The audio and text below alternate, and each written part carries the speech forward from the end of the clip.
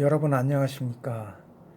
이번 한 학기 동안 민사소송법을 이제 같이 공부하게 됐습니다. 저는 민사소송법 과목을 담당하고 있는 전현철 교수입니다. 만나 뵙게 돼서 반갑습니다. 우리가 강의실에서 만나야 되는데 지금 하여튼 신종 코로나 고놈 때문에 지금 이렇게 온라인으로 인사를 드리게 됐습니다. 안타깝습니다. 아마 조만간 강의실에서 서로 얼굴을 마주 볼 날이 있을 겁니다. 자, 이제 민사소송법 우리가 이제 한 학기 동안 같이 공부를 하겠는데요. 이 민사소송법이란 과목이 굉장히 어렵습니다. 나도 여러분들처럼 그 대학 다닐 때 나도 법학을 전공했는데요. 대학 다닐 때 이 민사소송법 과목이 참 어려웠어요. 그래서 하여튼 여러분들이 이 어려운 과목을 듣겠다고 수강 신청을 해주신 건 정말 대단히 제가 보기엔 용기 있는 행동입니다. 하여튼 고맙습니다. 자, 하여튼 우리 민사소송법 과목 만만치 않다는 거 제가 이제 먼저 말씀을 드렸고요. 그 다음에 이제 우리 이제 민사소송법 한 학기 동안 같이 공부하게 되는데 그 먼저 교재를 설명드리겠습니다. 교재는 요겁니다. 여러분들 자 문의 잘 보시고요. 요 문의의 책입니다. 지금 여기 박영사 출판사 나와 있고요. 이거 제가 쓴 책입니다. 저자 전현철입니다. 여러분 이제 요 교재는 우리 여기 학교 문구점에 가면 구입하실 수 있어요. 그래서 먼저 우리 강의를 들으려면 요 교재를 구입하셔서 수업에 참여해 주시기 바라겠습니다. 그러면 한번 이 교재를 한번 펼쳐 볼게요. 그래서 교재를 한번 보면 이 교재는 5편으로 구성이 되어 있습니다. 그래서 제1편 총론, 제2편 소송의 주체, 제3편 제1심 소송, 그리고 제4편이 병합 소송, 제5편이 상소 재심 이렇게 구성이 되어 있습니다. 그래서 제1편 총론을 한번 보시면요. 여기에는 이제 민사소송이 무엇인지, 민사소송의 목적, 기능 이런 게 이제 설명되어 있고요. 그 다음에 민사소송과 비송사건의 차이, 그 다음에 민사소송에서 사용되고 있는 어떤 기초적인 법률 개념, 뭐 이런 걸 이제 우리가 살펴보고요. 그 다음에 제2편 소송의 주체에서는 이제 소송의 주체에는 이제 법원 그리고 당사자가 있습니다. 당사자는 우리가 이제 원고 피고라고도 하죠. 그래서 법원 당사자에 대해서 우리가 살펴보고요. 제3편은 제1심 소송, 요건 이제 소송의 제기, 그 다음에 소송의 대상을 우리가 소송물이라고 하는데 소송물, 그 다음에 소제기 절차와 효과에 대해서 살펴보고요. 그 다음에 변론, 증거, 그래서 변론, 증거가 끝나고 난 다음엔 소송의 종료, 여기까지. 그러니까 1심 소송의 제기서부터 그 다음에 변론이나 증거 신청을 거쳐서 그 다음에 소송이 종료될 때까지 요게 이제 제3편 제1심 소송이 되고요. 그 다음에 제4편 병합소송 부분은 공동소송, 그러니까 원고 또는 피고가 여러 명인 그런 소송 형태를 우리가 공동소송이라고 하는데, 이런 공동소송, 그 다음에 청구, 우리 소송물을 갖다 청구라고 해요. 법원에 이제 청구하는 거니까. 이 청구가 여러 개인 소송, 이게 청구 병합 소송이라고 하는데요. 예를 들어 가지고 원고가 피고를 상대로 건물의 인도를 구하는 소송을 제기했다. 그럼 건물 인도 청구 한 개의 청구만 있지만, 우리가 이제 건물 인도 청구만 한 게 아니라 건물이 인도될 때까지 상대방이 지금 불법 점유하고 있는 거잖아요. 그러니까 인도될 때까지 상대방이 임대료 상당의 부당이득을 얻고 있다 이렇게 주장하면서 임대료 상당의 부당이득 반환 청구를 같이 하는 경우가 있습니다. 그러면 이 경우에는 건물의 인도 청구와 임대료에 상응하는 부당이득 반환 청구, 이렇게 두 개의 청구가 같이 병합되어 있죠. 그럼 이런 경우에는 소송물이 두 개인 경우, 소송물이 두 개 이상인 경우에 따라서 뭐 청구가 3개, 4개일 수도 있을 수가 있을 거예요. 이렇게 청구가 여러 개인 경우, 이런 거를 우리가 이제 청구의 병합 이렇게 얘기를 해요. 그래서 이렇게 공동소송, 청구가 병합된 소송, 이런 거를 제4편 병합소송에서 배우게 되고요. 그 다음에 끝으로 제5편이 이제 상소와 재심, 제1심 판결에 대해서 내가 불복해서 다투는 것을 우리가 상소라고 합니다. 그러니까 이 상소, 그 다음에 재심은 민사소송에서는 재심이 그렇게 흔하지는 않는데요. 그런데 이 재심은 이제 나중에 상소를 거쳐서, 그러니까 대법원까지 갔는데 내가 재판에서 졌다. 그럼 대법원에서 최종 판결이 내려지고 난 다음에 대법원 판결에 대해서는 통상적으로 더 이상 다툴 수가 없어요. 그런데 예외적으로 재심 사유가 있으면 재심을 제기할 수 있습니다. 그래서 우리가 제5편에서는 이 상소와 재심에 대해서 이렇게 살펴봐요.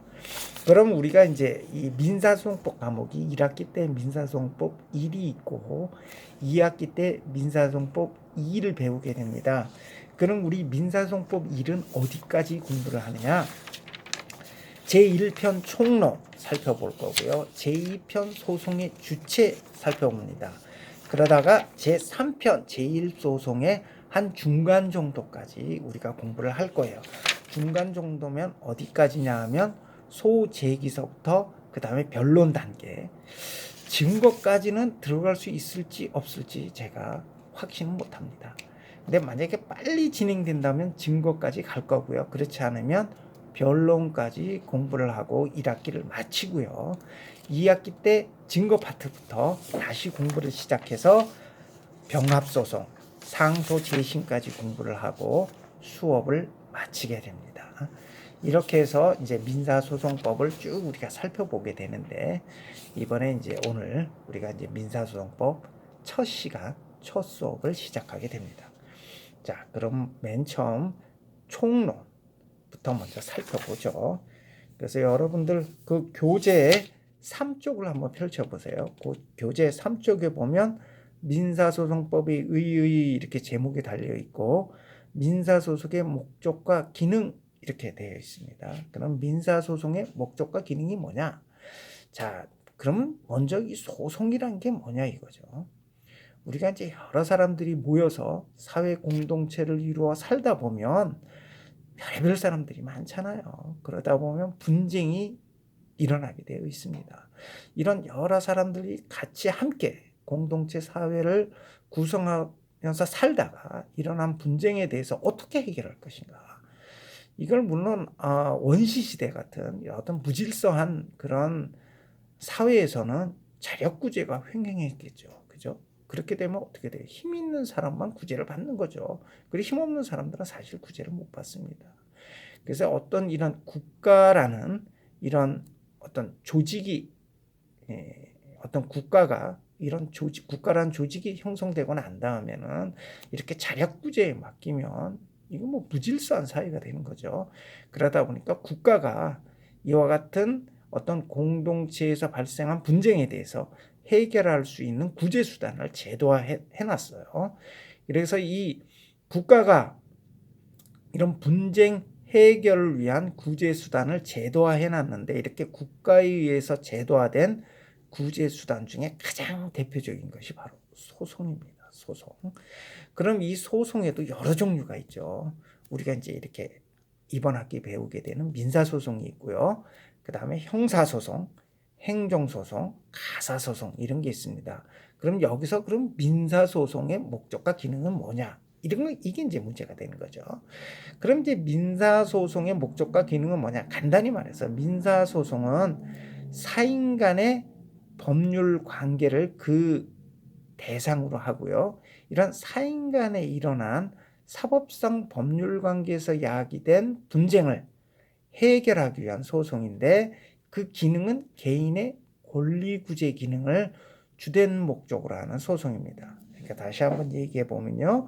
민사소송은 사법상 법률 관계에서 일어난 분쟁을 해결하기 위한 그런 소송이고요.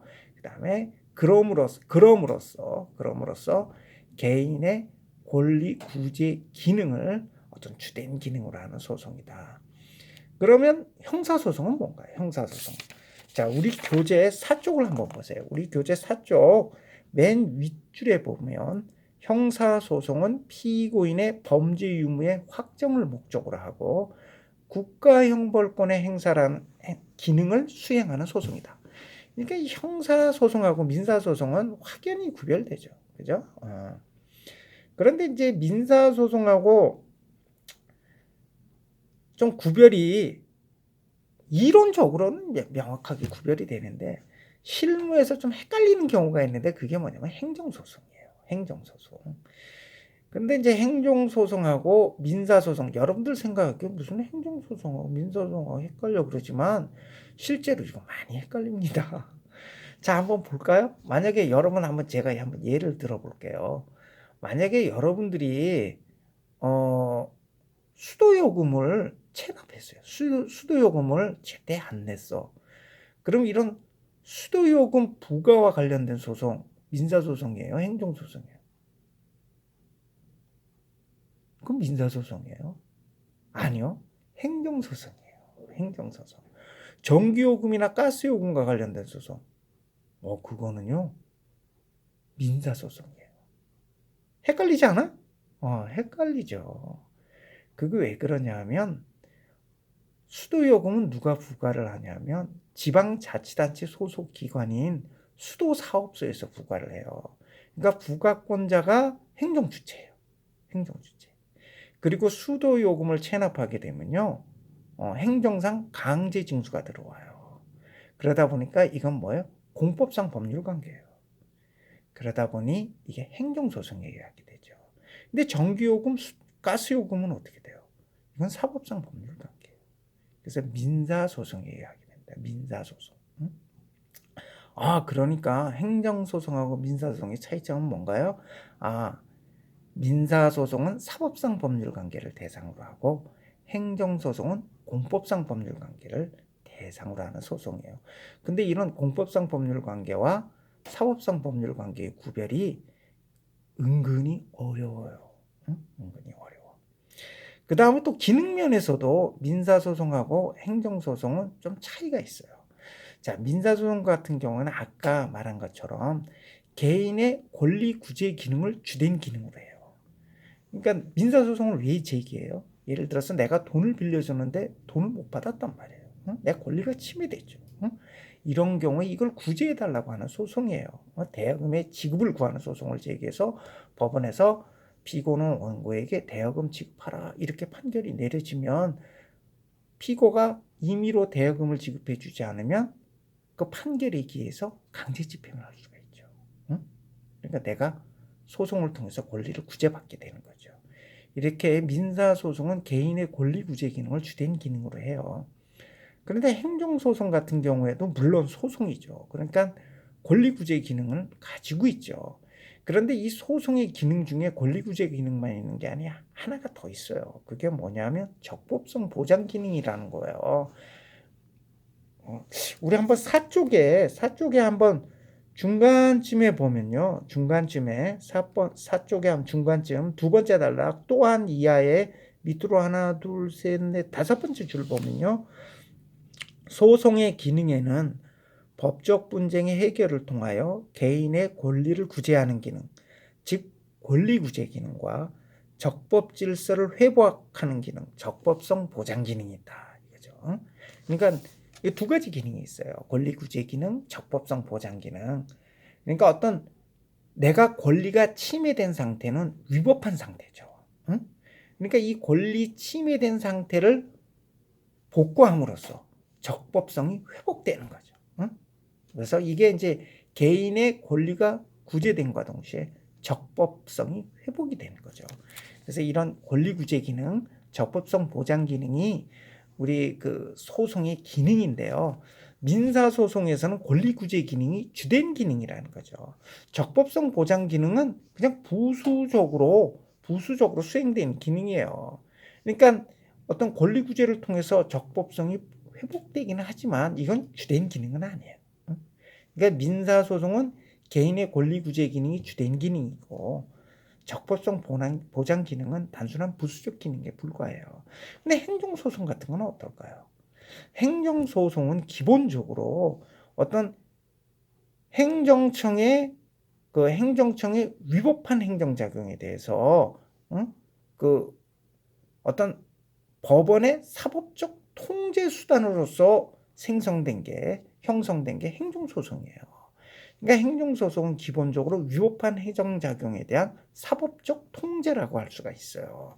그러다 보니까 행정소송에서는 물론 소송이니까 권리구제 기능이 나타나긴 하지만 적법성 보장 기능도 그에 못지않게 중요한 기능이에요. 그러니까 민사소송이든 행정소송이든 둘 다 권리구제 기능을 갖고 있지만 적법성 보장 기능에 있어서 민사소송에서는 부수적인 기능에 머물지만 행정소송에서는 권리구제 기능 못지않게 어떤 주된 기능으로서의 역할을 수행을 해요. 이런 점에서 이제 차이가 있죠. 그래서 한번 5쪽에 한번 보시면요. 5쪽에 중간쯤 보면 이상의 내용을 요약하면 민사소송의 목적과 기능을 다음과 같이 정리할 수 있다. 첫째, 민사소송은 당사자 사이에 자유로이 처분할 수 있는 사법상 법률관계에서 일어나는 분쟁의 해결을 목적으로 한다. 이 사법상 법률관계라는 게 뭐죠? 당사자 간의 사적 자치가 인정되는 법률관계죠. 그러니까 이 민사소송에서도 뭐예요?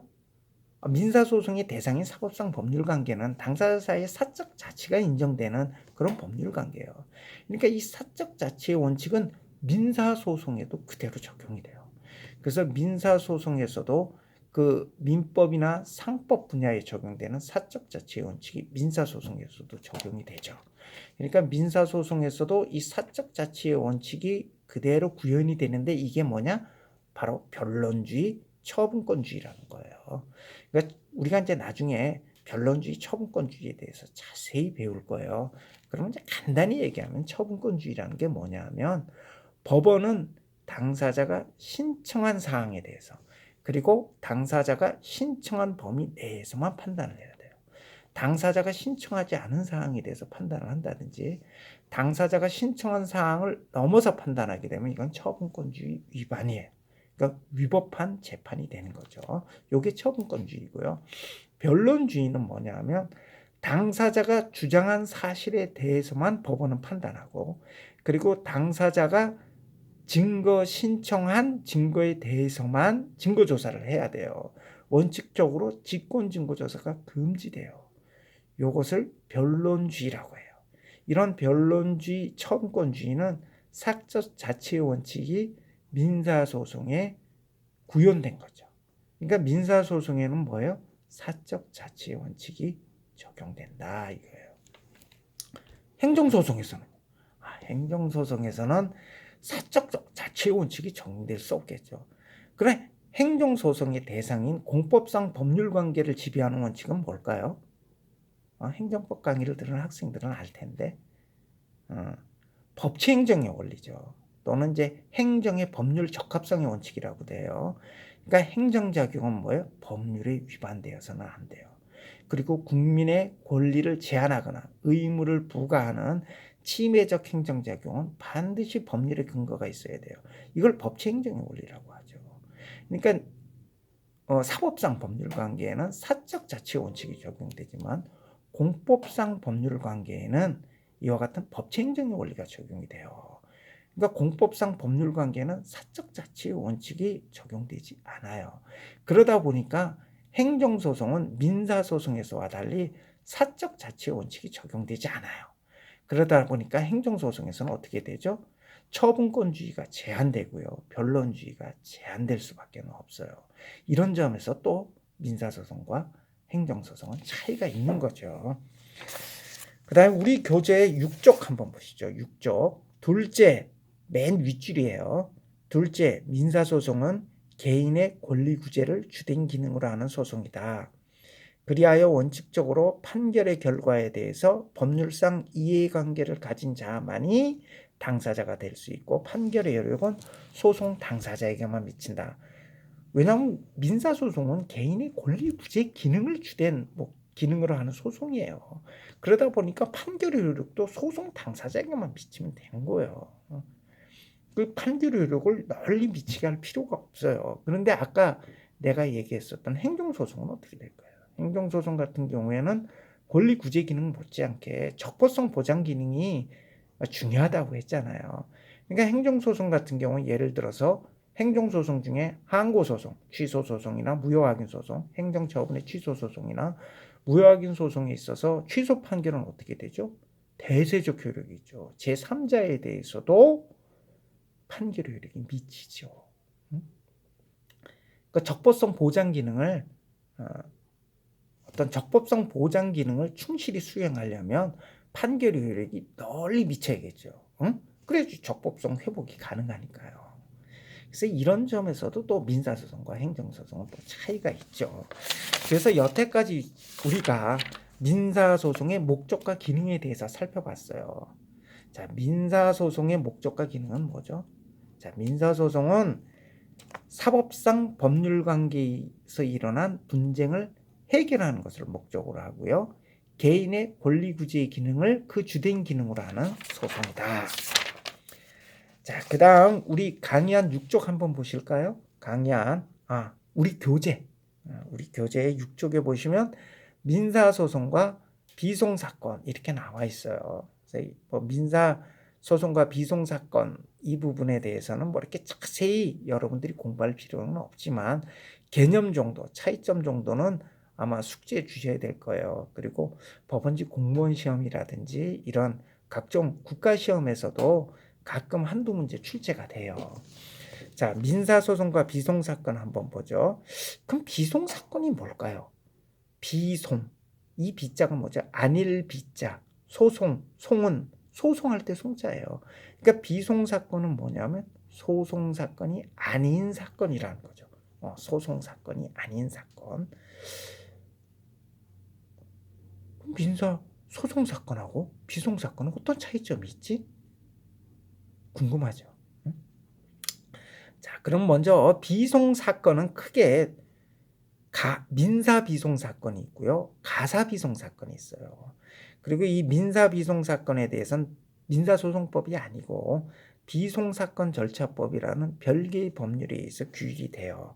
그리고 가사비송사건은 가사소송법이 규정되어 있는데요. 가사소송법에서는 뭐가 가사비송사건인지에 관한 규정을 두고 있고요. 그 이외에 이런 비송사건의 절차 진행과 관련해서는 비송사건 절차법을 많이 준용하고 있어요. 그러니까 비송사건에는 민사비송사건, 가사비송사건이 있고 근거법률로는 비송사건 절차법, 가사소송법이 있다.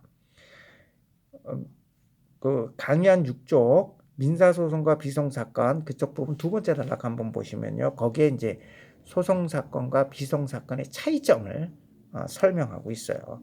거기 한번 읽어볼까요? 소송은 대립하는 당사자 사이의 권리 의무에 관한 분쟁을 해결하기 위하여 법원이 중립적인 지위에서 권리 의무의 존재를 판단하는 그런 작용인데 대해서 비송사건은 당사자 사이의 분쟁을 전제로 함이 없이 법원이 후견적 견제에서 사인 상호 간의 법률 관계에 개입하는 작용이다. 그러니까 소송사건하고 비송사건은 첫째, 소송사건은 당사자 대립 구조를 취하고 있고 분쟁성을 가지고 있어요. 근데 비송사건은 당사자 대립 구조가 아니고 분쟁성을 가지고 있지는 않아요. 그 다음에 또 하나, 소송사건에서 법원의 역할은 엄격한 어떤 중립적인 입장에서 무엇이 법인지를 판단하는 그런 역할을 담당을 하는데 비송사건에서는 법원이 후견적인 지위를 가져요. 후견적인 견제에서 사인상호 간의 법률관계에 개입하는 그런 역할을 맡게 되죠. 자, 뭔가 약간 느낌이 오지 않아요? 그럼 우리가 이제 소송사건은 여러분들 알다시피 원고 피고가 서로 대립해서 서로 어떤 사실을 주장하고 그리고 자신의 주장을 뒷받침하기 위한 증거를 제출하고 이렇게 다투는 절차예요. 여기에 대해서 판사가 원고 피고가 주장하는 사실이라든지 증거를 보고 판단을 하게 되죠. 이게 소송이에요. 그럼 비송사건은 뭐가 있을까요? 근데 비송사건도 종류가 많은데 그냥 아주 쉽게 여러분들 이게 비송사건이구나 하고 알 수 있는 거는 예를 들어서 법정 대리인 선임 신청하는 경우예요. 예를 들어서 어떤 미성년자가 있는데 부모님이 돌아가셨어요. 자, 미성년자는 뭐예요? 제한 능력자죠. 행위 능력이 없잖아요. 그 미성년자인 경우에는 법정 대리인이 대리해서 법률 행위를 하든지 아니면 법정 대리인이 동의를 얻어서 법률 행위를 해야 되는데 부모님이 계시면 이제 친권자로서 부모님이 이제 친권을 행사하셔서 이제 법정 대리를 하게 되지만 하여튼 무슨 사유로 만약에 부모님이 돌아가셨다고 해요. 자, 이런 경우에 이제 법정 대리인을 선임해야 되는데 이때 법원에 정확히 말하면 가정법원에 법정 대리인 선임 신청을 하게 되죠. 그럼 이때 이 법정 대리인 선임 신청을 했을 때 이게 당사자 대리구조인가요? 아니죠. 여기 뭐 무슨 법정 대리인 선임 신청한 사람이 있는 거지. 여기에 대해서 무슨 피신청인이 있어서 다투거나 그러는 게 아니잖아요. 당사자 대리구조가 아니죠. 그죠? 소송하고는 확연히 구별되죠. 그다음에 이렇게 법정 대리인 선임 신청을 했을 때 판사가 할머니가, 할아버지가, 아니면 이모가, 삼촌이 누가 저 미성년자의 복리를 위해서 법정 대리인으로서 후견인으로서 역할을 잘 수행할까, 이렇게 판사가 판단을 해서 선임 결정을 하게 되겠죠. 그죠? 그러니까 이 경우에는 뭐예요? 후견적 견지에서 이렇게 판단을 하게 되는 거죠. 차이점이 느껴지죠? 네. 요게 이제 비송사건과 소송사건의 차이점이에요. 그런데 뭐가 비송사건인지 뭐가 소송사건인지 판단하는 첫 번째 기준은 실체법이에요. 실체법. 그러니까 실체법에서 비송사건으로 규정해놨으면 그건 비송사건이에요. 근데 실체법에서 비록 당사자 대립구조를 취하고 있고 어떤 소송사건으로서의 성질을 갖고 있다 하더라도 예를 들어서 비송사건절차법이나 가사소송법에서 비송사건을 규정하고 있으면 그건 비송사건이 돼요. 그래서 이게 이제 원래는 소송사건으로 규율해야 되는데 이와 같이 실체법에 의해서 비송사건이 된 경우가 꽤 많아요. 이걸 가지고 뭐라 그러냐면 7쪽에 위에서 두 번째 줄을 보면 소송의 비송화 경향이라고 해요. 그래서 소송사건으로 처리해야 할 사건들을 비송사건으로 처리하는 형상이 증가하고 실체법에서 그렇게 규정하고 있어요. 대표적인 게 뭐가 있냐 하면요. 우리 그 가사소송법에서 가사 비송사건으로 규정하고 있는데 어떤 게 있냐면 배우자가 상대방 배우자에 대해서 부양료 청구하는 사건이에요. 우리가 이제 혼인을 하게 되면 서로 배우자라는 신분관계를 갖게 되는데 이 배우자는 상대방 배우자를 부양할 의무가 있어요. 혼인을 하게 되면 배우자끼리 서로 부양 의무, 동거 의무 이런 걸 진다는 건 여러분들 다 알고 계시죠. 이렇게 배우자 상호 간에 서로 부양 의무가 있는데 만약에 배우자 일방이 그런 부양 의무를 이행하지 않았을 때 부양료 청구를 할 수가 있어요. 그런데 이때 예를 들어서 남편이 부양 의무를 이행하지 않아요. 그래서 아내가 남편을 상대로 부양료 청구를 하는 경우를 한번 생각을 해봅시다. 자, 이때 부양료를 청구하는 청구인이 있고 그 상대방이 있잖아요. 그 남편 입장에서도 아마 뭔가 이의를 제기할 만한 그런 이유를 댈 수도 있어요. 예를 들어서 그 부부 사이에는 이런 어떤 부양 의무만 있는 게 아니라 동거 의무도 있거든요. 근데 아내가 집을 나갔어요. 집을 나가가지고 자기가 따로 살면서 돈만 달라 그러는 거예요. 이런 경우에는 남편도 아니 동거할 의무가 있는데 너가 동거 의무를 이행하지 않았기 때문에 내가 너한테 부양 의무를 이행할 의무가 없다 이렇게 다툴 수 있을 거 아니에요. 자, 이런 경우 보면 부양료 청구 사건은 분명히 당사자 대립구조예요. 소송사건의 성질을 가지고 있죠. 그런데 우리 가사소송법에서 이걸 가사 비송사건으로 규정하고 있어요. 그러면 뭐예요? 비송사건이 되는 거예요. 이런 걸 뭐라 그래? 소송의 비송화 경향이라고 해요. 사실 이게 어떻게 보면 바람직한 건 아니죠. 바람직한 건 아닌데 이제 비송사건 같은 경우에는 소송사건하고 달라가지고 어떤 그 법원의 어떤 후견적 역할이 강조가 되죠. 그러다 보니까 좀 사건 진행이 좀 빨라요. 그러니까 신속하고 효율적인 또 권리구제를 도모할 수 있다는 점에서 또 장점이 될 수도 있지만 당사자의 어떤 절차 보장권이 침해될 그런 우려가 있어요. 그래서 이런 비록 소송 사건의 성질을 갖는데 비송 사건으로 규정된 경우에는 비록 비송 사건이지만 소송 절차에 있어서의 어떤 당사자의 절차 보장권 못지않게 어떤 절차 보장을 해줄 그런 필요는 있죠. 잠깐만, 이거 어디 있더라?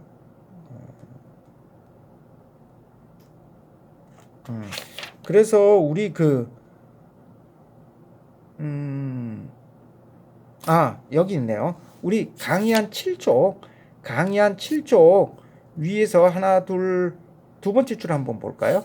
예를 들어 부부의 일방이 상대방에 대한 부양료 청구 사건의 경우에는 소송 사건으로서의 성격을 갖고 있으면서도 가사소송법에서 가사비송 사건을 규정하고 있다.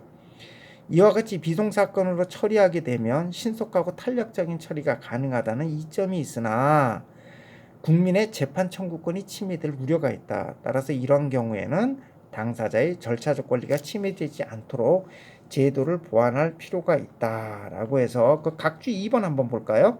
각주 2번에 보면 뭐라고 되어 있냐 하면 이런 경우에는 특별한 사정이 없으면 사건 관계인을 반드시 신문하도록 그렇게 규정을 하고 있어요. 가사 소송법에서요. 그러니까 당사자를 신문하게 되면 당사자도 자기 의견을 진술할 그런 기회를 갖게 되겠죠. 그래서 뭐 소송만큼은 아니지만 그래도 당사자의 어떤 절차 보장권을 어떤 절차상 당사자들로 하여금 어떤 다툴 수 있도록 그런 기회를 부여하고 있어요. 자, 그 다음에 그쪽 한번 보시면 민사소송 절차의 종류 이렇게 나와 있는데요. 여기 민사소송 절차의 종류를 보면 거기 보면 그쪽 민사소송 절차의 종류 한번 보시죠. 여기 민사소송 절차에는 판결 절차, 그 다음에 강제집행 절차, 가압류 가처분 절차, 독촉 절차, 공시최고 절차, 파산 절차 등이 있다. 뭐 판결 절차는 이제 우리가 이제 배울 거예요. 이제 소송을 제기해서 변론을 하고 증거를 제출하고 그래서 나중에 이제 변론이 종결되고 판결이 선고돼서 뭐 상대방이 다퉜는데 뭐 대법원까지 갔는데 뭐 판결이 이제 확정이 됐다. 그럼 이때 승소 판결을 받은 사람이 그 승소 판결에 기해서 강제 집행을 할 수가 있거든요. 그래서 이게 판결 절차. 그 다음으로 이제 강제 집행 절차로 넘어가게 되죠.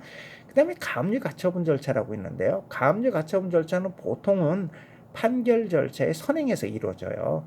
예를 들어서 우리가 여러분이 누구에게 돈을 빌려줬는데 그 사람이 돈을 갚지 않아요. 이런 경우에 여러분들이 그냥 다짜고짜 대여금의 지급을 구하는 소송을 제기할 수도 있지만 그렇게 하는 것보다는 먼저 혹시 상대방이 나중에 패소한 경우에 패소하게 되면 아까 내가 지금 말했었죠. 그 승소 판결에 기해서 강제 집행을 할 수 있다고 했잖아요. 그러니까 강제 집행 당할 염려가 있으니까 재산을 처분하거나 은닉할 수가 있어요. 그래서 그에 앞서서 그러니까 소송을 제기하기에 앞서서 보통 상대방 재산에